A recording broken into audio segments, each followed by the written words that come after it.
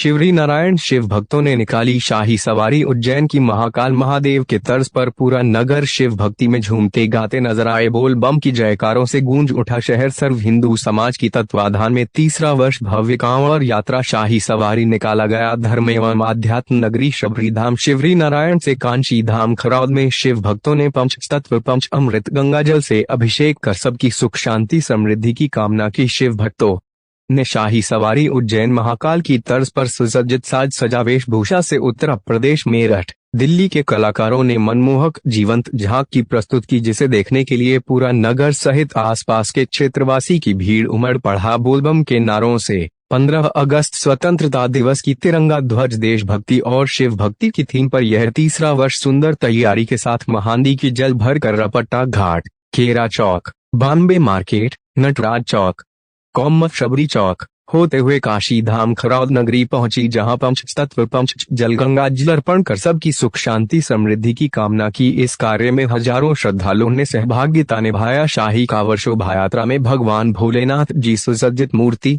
भगवान शंकर, माता पार्वती और उनके बाराती भूत पिशाच के रूप में सम्मिलित थे और हजारों की संख्या में शिव भक्त महिला पुरुष युवा शामिल हुए। भगवान लक्ष्मणेश्वर महादेव मंदिर को आकर्षक फूल मालाओं से सजाया गया था। भव्य आतिशबाजी की गई। यह तृतीय वर्ष था।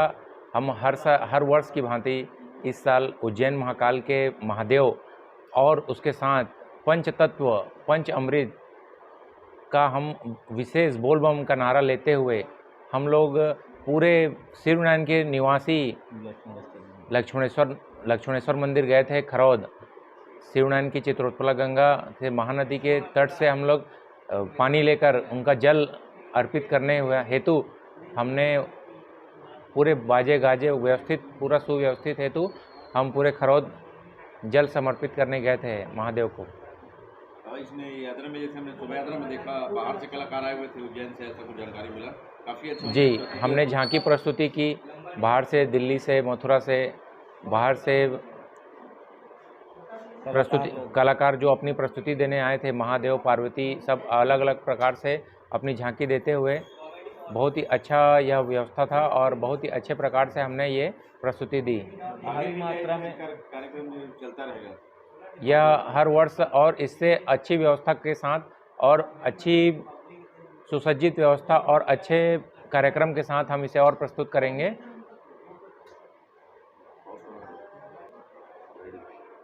सावन की इस पावन पर्व पर हमने सोमवार का डेट इसलिए नहीं रखा क्योंकि हमने जो कि क्या होती है कि लक्ष्मणेश्वर खरौद में एक तो ऐसी भीड़ रहती है, इसलिए हमने 15 अगस्त का दिन रखा, जिससे हमने साथ ही 15 अगस्त की झांकी भी निकाली और लोगों को सब जोड़ सके और यह व्यवस्था निरंतर बढ़ती ही जाएगी।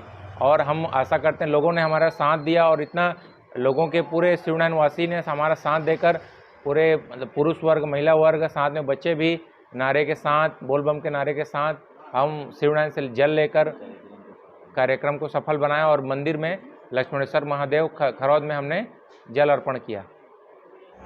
हम लोग Shri Shyam art group from Meerut, हम मेरठ से आए हुए हैं। मेरे साथ 11 लोगों की टीम है और सावन का महीना चल रहा था तक हम कांवड़ यात्रा, 5वीं कांवड़ यात्रा है, विशाल कांवड़ यात्रा करने के लिए हम लोग आए। ये लोग सब मेरे ग्रुप है। जैसे कि ये भोलेनाथ जी की कृपा विशेष होती है और भोले बाबा की कृपा रहती है सावन के महीने में। माना जाता है कि यह जो धाम है लक्ष्मणेश्वर जी के धाम पर मतलब लक्ष्मण भगवान के द्वारा स्थापित किया। कैसा लगा यहाँ करके? बहुत अच्छा लगा और यहाँ की जनता ने इतना प्यार दिया। भोले बाबा से यही चाहेंगे कि हम जल्द से जल्द दोबारा के लिए बुलाएं भोले बाबा, हमें अपना आशीर्वाद हमारे पूरे ग्रुप को बनाए रखें। मीडिया के माध्यम से आप आमजनों को, श्रद्धालुजनों को कुछ और कहना चाहेंगे? ये आप जैसे कि कलाकार के रूप में आप सब जो आते हैं, बहुत जगह देखा जाता है कि नहीं बुला पाते, लेकिन सिटी इलाका में आगमन होता है, उसके लिए नहीं, अधिकतर तो अभी तक तो हम आ ही रहे हैं। बाकी बाबा की, भोले बाबा की जैसी कृपा रहती है वैसे ही होता है।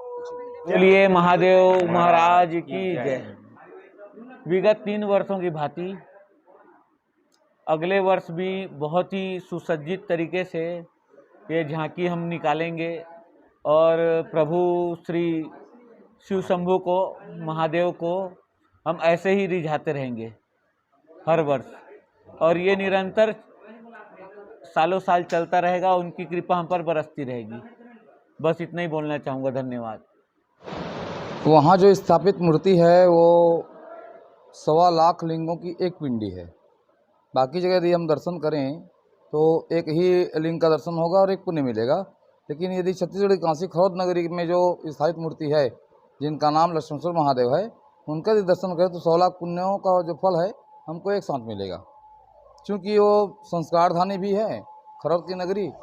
तो आज जो कंवर यात्रा जो श्रीवैराण से निकली थी वो ये तीसरा साल है और विगत वर्षों की अपेक्षा इस साल जो यात्रा थी अद्भुत थी और बहुत अनुभव थी, जो कि देखने पर ही लुभावना प्रतीत हो रहा था। और ऐसे ही कंवर यात्रा निकलती रहे, यही इन सबको साधुवाद और धन्यवाद, ताकि इन लोगों का जो सहयोग है हमेशा बना रहे, भगवान की कृपा इन पर सदैव बनी रहे। भगवान लक्ष्मणेश्वर महादेव चूँकि 1.25 लाख लिंगों में स्थापित है और इनकी स्थापना लक्ष्मण जी के द्वारा हुई है, इसलिए उनका नाम जो है लक्ष्मणेश्वर महादेव है और लक्ष्मलिंग होने के कारण से भी लक्ष्मणेश्वर महादेव है। तो दोनों का मिला जुला जो नाम है उनका वो कहलाता है लक्ष्मणेश्वर महादेव।